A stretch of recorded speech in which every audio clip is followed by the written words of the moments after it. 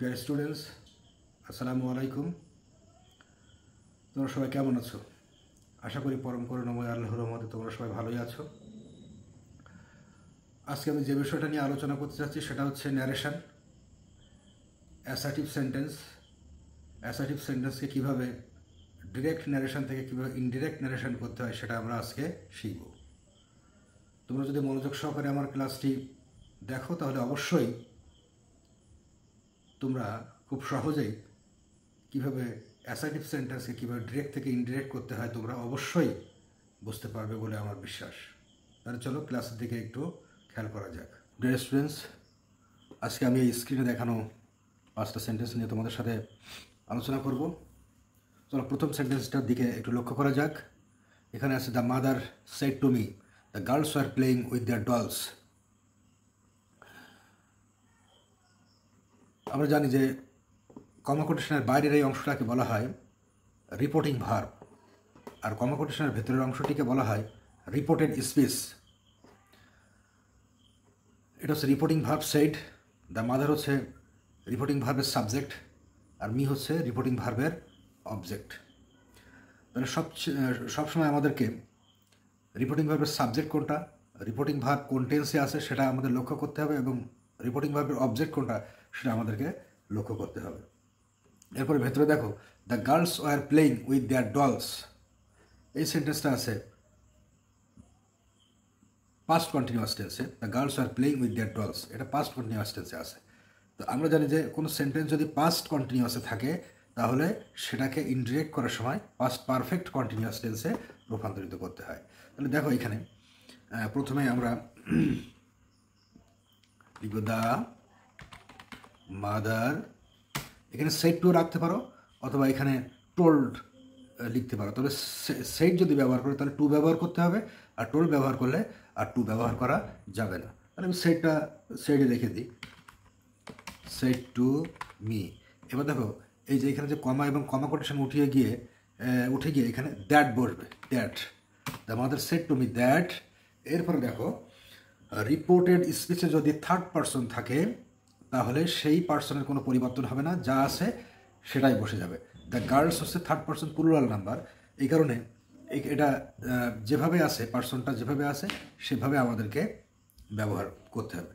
The mother said to me that the girls. এবার দেখো টুইস্টটা হচ্ছে এখানে ওয়ার প্লেয়িং।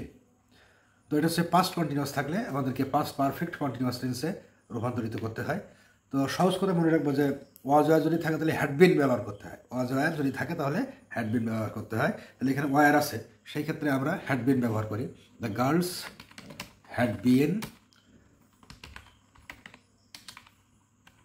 প্লেয়িং উইথ, এই দেয়ারটা হচ্ছে তোমার দেখো থার্ড পার্সনের মধ্যে পড়ে, এই জন্য দে থার্ড পার্সন, তো দের পজিটিভ হচ্ছে দেয়ার, তাহলে এটাকেও পরিবর্তন করা যাবে না, উইথ দেয়ার ডলস। এরপরে সেকেন্ড সেন্টেন্সটার দিকে তোমরা একটু লক্ষ্য করো। The teacher said to the students Premchand wrote many novels and stories. এখানে রিপোর্টিং ভার্ব হচ্ছে কমা কোটেশনের বাইরের এই অংশটা, আর রিপোর্টেড স্পিচ হচ্ছে Premchand wrote many novels and stories, এটা হচ্ছে রিপোর্টেড স্পিচ। তো রিপোর্টেড স্পিচটা দেখো এটা পাস্ট ফর্মে আছে, সাবজেক্ট প্লাস ভার্বের পাস্ট ফর্ম। তাহলে এখানে যদি পাস্ট ইনডিফিনিট থাকে তাহলে সেই সেন্টেন্সটাকে আমাদের পাস্ট পারফেক্টে রূপান্তরিত করতে হবে। তাহলে প্রথম থেকে আমরা চেষ্টা করি। দ্য টিচার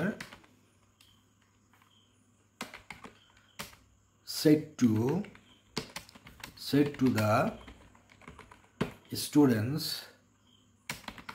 that, পরমচাঁদ যেহেতু থার্ড পার্সন সিঙ্গুলার নাম্বার, এর জন্য থার্ড পার্সনের কোনো পরিবর্তন নাই, পরমচাঁদ, প্রেমচাঁদ।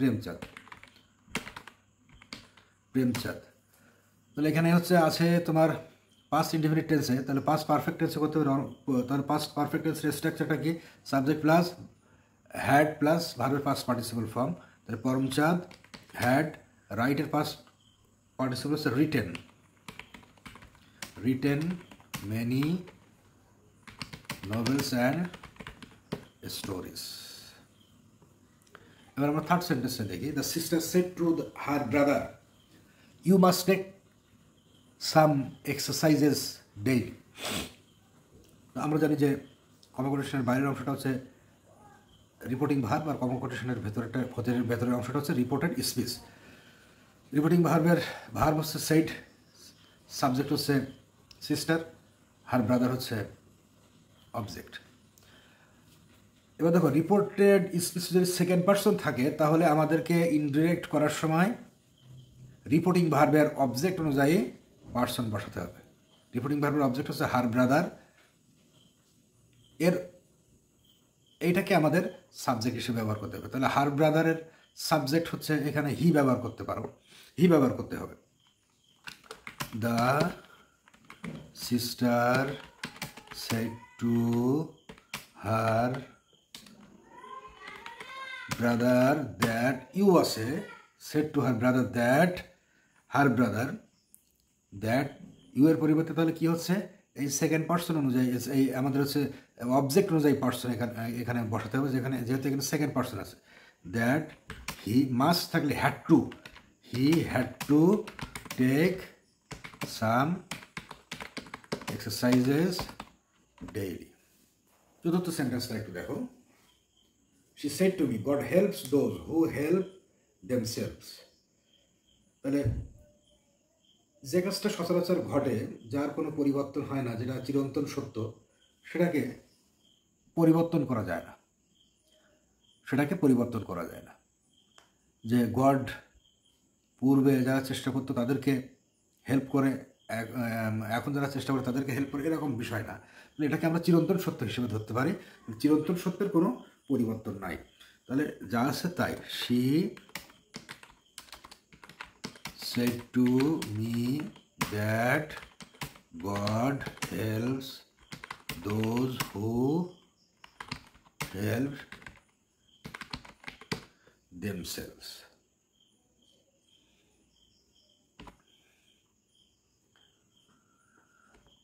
পরবর্তীটা যায়।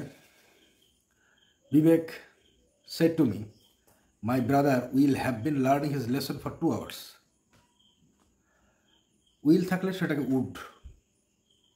উডে রূপান্তরিত করতে হয়। আমরা শুরু করি। বিবেক said to me that, my brother আছে, তাহলে থার্ড পার্সন, এটাকে আর পরিবর্তন করা যাবে না। my brother would, যা আছে তাই, have been learning his lesson for 2 hours.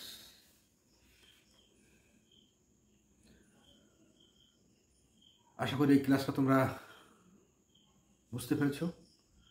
এই ক্লাসটা একবার যদি কেউ না বুঝতে পারো তাহলে দ্বিতীয়বার দেখবে।